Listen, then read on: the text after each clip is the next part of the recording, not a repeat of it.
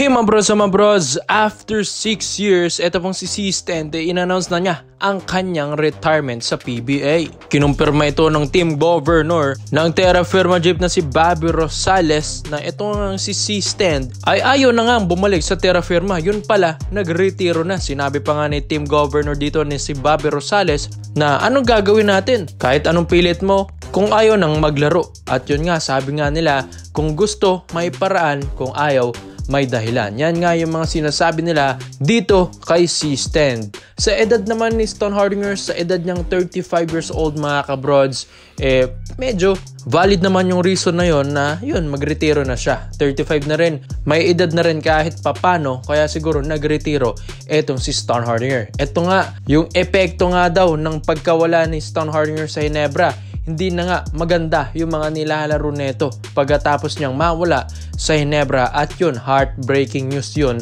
para sa kanya yung pag-trade sa Terra Firma Jeep. Kaya siguro ayaw na mag-practice, ayaw na bumalik sa Terra Firma, kaya nag-resign na lang. So ito na nga mga kabrods, alam naman natin kapag ang player ay nagretiro sa PBA, meron talagang tsansang bumalik mga kabrods. Bigyan nating example, ito pong si Kelly Williams na nagretiro sa TNT Tropang Giga dati. Tapos nung bumalik si Coach Chot as head coach ng TNT, biglang bumalik si Kelly Williams. So pwedeng itong mangyari dito kay Stone Hardinger mga brods, knowing na retired na, free agent na mga kabrods. At ito ang San Miguel Beermen mga kabrods, ang isa sa mga nagpaplano na i-come back from retirement nila, ito pong si Stone Hardinger. Kung matatandaan nyo, since 2018 ang SMB lang naman ang nag-draft dito kay Stone Hardinger as their first overall pick dahil sa blockbuster trade nila sa Kia, kung di man ako nagkakamali nun mga kabrods. Kaya ito pong si Stone Hardinger na imbis mapunta sa ibang kuponan ay ito talaga yung pinagtuunan ng pansin ng SMB. So iniisip ngayon ng SMB na kahit retired na si C-Stand, kayang-kaya nila itong ibalik mga kabrods dahil ang SMB ngayon ayun, di ba? Nawala na si Vic Manuel. And yun, iniisip na rin nila na wala nang backup si Mau Tautua sa bench mga kabrods. Kaya gusto nilang ibalik ito pong si Stone Hardinger at dito nila ipagre-retiro mga kabrods. Dami na rin naman ang gumawa ng mga comeback from the retirement, di ba mga brods? Sina Asi Taulaba nga, di ba? Dati, tapos biglang tumagal na sa PBA.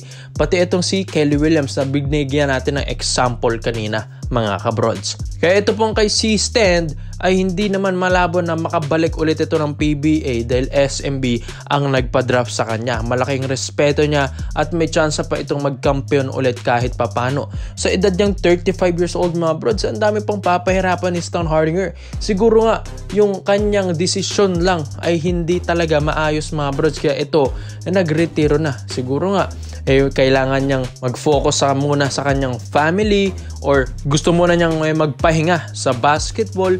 Pero at the end of the day, ay kaya pa naman niya. Hindi pa naman siya yung ugod-ugod na manlalaro mga kabrods. Si Lebron nga, 39. Pero dinudumi na pa rin ng NBA. Si Kobe Bryant nga, nagretiro 37 years old. So yung edad na 35 na ito po ni Stone Hardinger mga brods, kaya pa to. Kayang-kaya pa mga kabrods. Siguro nga lang, may problema ito. Kaya ito, bigla-bigla na lang nagde-decide na retirement na agad-agad. Siguro nga ito ay premature decision lang ito ni C-Stand, pero hindi naman niya ito ginugusto mga kabrods. Kaya ang SMB ngayon balak siyang ibalik at ang laki pa ng maitutulong ni C-Stand doon. Kaya komento mo lang opinion mo dito mga brods, C-Stand babalik na to SMB.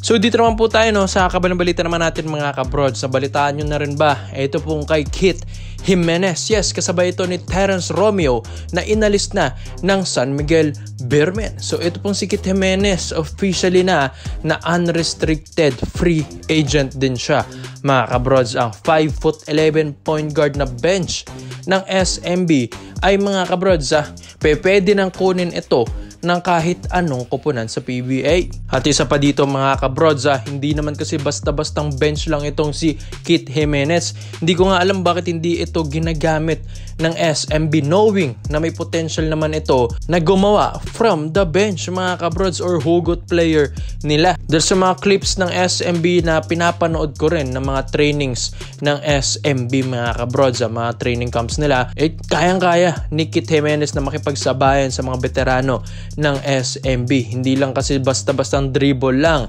itong si Kit Jimenez. Alam naman natin na magaling mag-dribble talaga yung Kit Jimenez na naturo ni na Coach Mavs sa kanya sa mga Dayo series niya sa Mavs Phenomenal, pati na rin yung experience niya sa NCAA sa Perpetual Help. Kaya nga itong si Kit Jimenez ganyan na lang kung mag-dribble, kaganda, talagang sweet, suwabe kung mag-dribble, talagang ala Terence Romeo na idol niya. So hindi lang pang dribble, may pang shooting na rin ito pong si Kit Jimenez.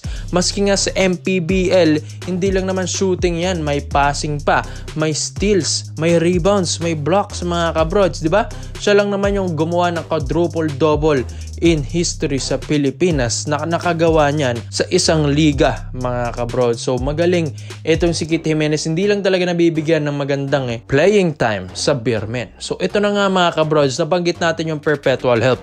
Saan ba galing? Si Scottie Thompson, di ba sa Perpetual din na mga kabroads sa Altas. So ito na nga, ito pong si Scottie ay mahilig naman din kasi ito tumulong ng mga tropa mga kabroads. Kaya ito pong si Scottie Thompson, inukumbinsi niya yung mga players or yung mga tropa niya, like itong si Troy Rosario na nakumbinsi rin niya papunta ng Ginebra. Kaya itong si Troy nasa lineup na nila. Tapos ito namang si Kit Jimenez na nakasabayan ni Scottie Thompson sa Perpetual Altas mga kabroads, ay ito naman ang pwedeng tulungan ni Scottie. Hindi man ito makumbinsi ni Scottie Thompson dahil hindi man din siya ganun kataas ang value pa sa PBA, pero kaya niyang tulungan mga kabroads. Siguro nga sa mga training camps ng Ginebra, pwedeng mag-try out ito pong si Kit Jimenez.